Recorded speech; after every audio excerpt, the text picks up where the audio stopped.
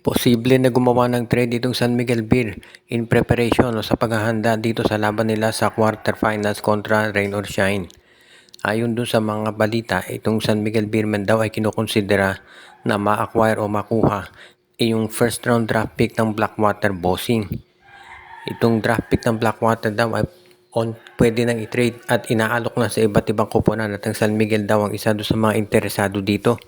Ino-offer daw ng San Miguel Beer si Wamit Yongson at si Jeron Teng sa Blackwater kapalit ng kanilang first round draft pick. Ang balita kasi ito na si Cedric Barefield baka lilipat na sa TNT so mawawalan sila ng point guard. Kung mapupunta dyan si Jeron Teng at si Wamit Yongson, magkakaroon na ng scorer itong Blackwater na magagamit at makukuha naman ng San Miguel yung draft pick nitong Blackwater. Gusto ko lang liwanagin na ito'y offer pa lamang, hindi sinasabi na tatanggapin ng Blackwater. Pero ito'y offer na pinag-iisipan daw gawin nitong San Miguel Beermen.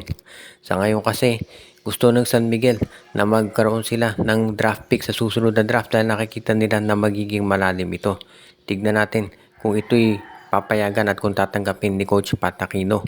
Sa ngayon kasi, ang San Miguel ayaw munang magdagdag ng player dahil masaya sila dito sa nagiging rotation nila.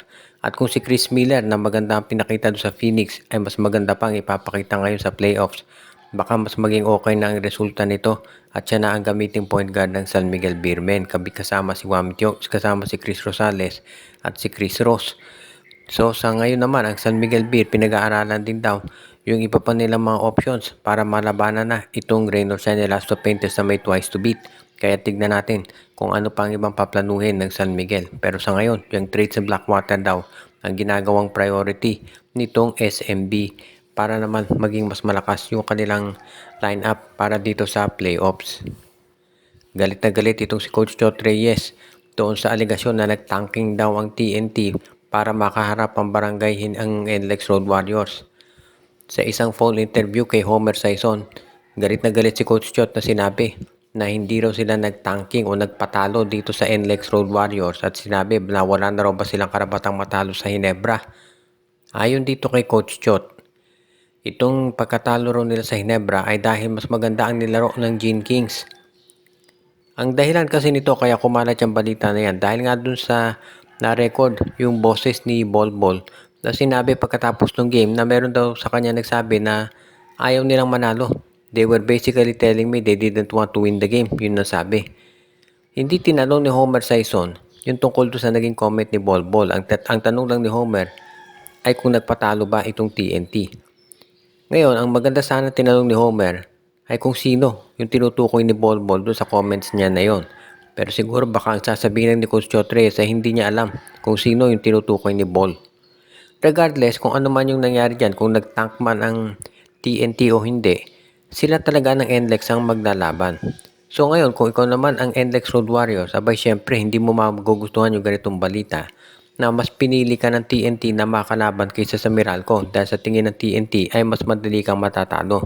Kahit totoo o hindi yung balita na yan, syempre hindi yan magugustuhan ng NLEX Road Warriors at nasa kanila na yan ngayon para patunayan na ito ay hindi totoo at kaya nilang talunin ang TNT.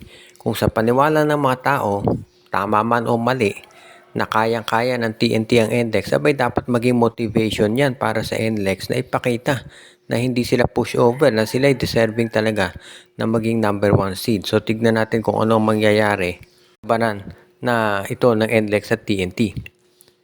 Samantala naman, itong si Coach Timco ng Barangay Hinebra ay sinabi sa isang panayam na nakuha ni Coach Chot Reyes yung gusto niyang match up itong TNT na makakalaban ng NLEX Road Warriors. Ito'y sinabi ni Coach Tim na kahit na natalo ang TNT ng 3 sunod, sa tingin niya magiging isa pa rin do sa mga favorites dito sa Commissioner's Cup, itong TNT. Kaya nga sabi niya maganda pa rin yung match-up na yan. Hindi sinasabi ni Coach Timco na nagpatalo itong TNT. Ang sinasabi lang niya kahit natalo sila sa Barangay Hinebra, maganda pa rin yung match-up na napunta dito sa TNT Tropa. Sa panig naman ng Barangay Hinebra, maraming naniniwala na doon sa quarterfinals match-ups, pinakamadali itong napunta sa Hinebra. Magaling ang Phoenix, lalo na sa ilalim ni Coach Charles Chu. Ang problema lang, ang dami nilang injury. At ang tinamaan pa yung kanilang mga starters, yung first 5 nila, si Richie Rivero at si Kai Balungay. Plus, itong si Jason Perkins hindi rin 100%. At yan ang dahilan kung bakit sigurado na lamado ngayon ang Barangay Ginebra kontra sa Phoenix Fuel Masters. At yan din ang dahilan bakit nangangamoy SMB versus Ginebra sa semifinals. Of course, alam natin na hindi naman papatalo itong Rain or Shine kaagad-agad. Pero kapag nagkataon at nanalo ang Ginebra kontra Phoenix at ang San Miguel tinalo Rain or Shine, abay sila nga ang maghaharap ngayon dito sa semifinals. At yan talaga yung match-up na aabangan ng marami. Itong si Brownlee at si Benny Boatwright. First time nilang makikita kung sakasakali.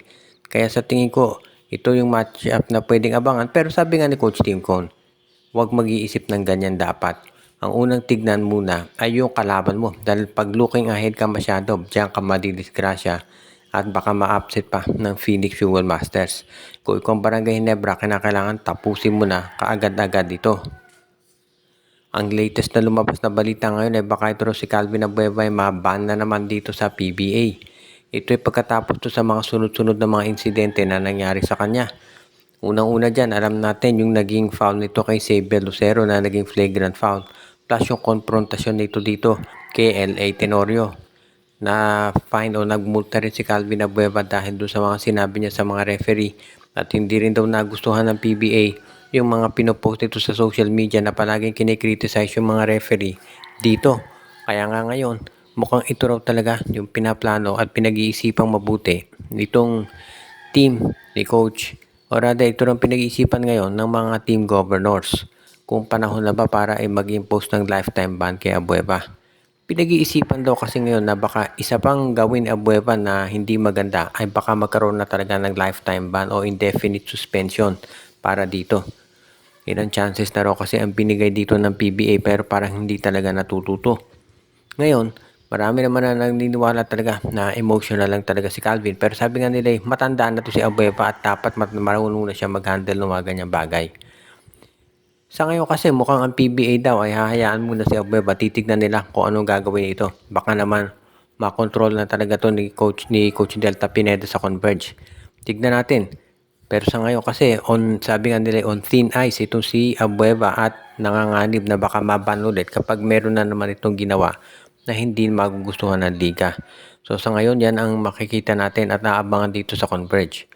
Kung sakasakali na maban si Abueva, ang laking lugi nito para sa Converge. Yan din ang dahilan kung bakit ngayon itong PBA talaga ay pinag-aaralan mabuti kung ano bang dapat gawin dito kay Abueva sa mga susunod pa na mga araw kung kinakailangan ba talaga na palitan na o mag-impose na ng ban sa nasabi pa na PBA player. Binabati natin yung ating mga regular na mga viewers na sila Anthony Alon, Jonel Alagon, Mon De Guzman, Katsakino Ducusin, si Romeo Conchada, si Malyari Mascareñas, si Edwin Carmona Jr., si Ireneo Salangsang. Binabati din natin si Michael D., si Dexter Domer, Joshua Giray, Espejo at Rosales family, si RG Bueno, si Judy Villarosa, Ronald Barbosidad at ang iba pa.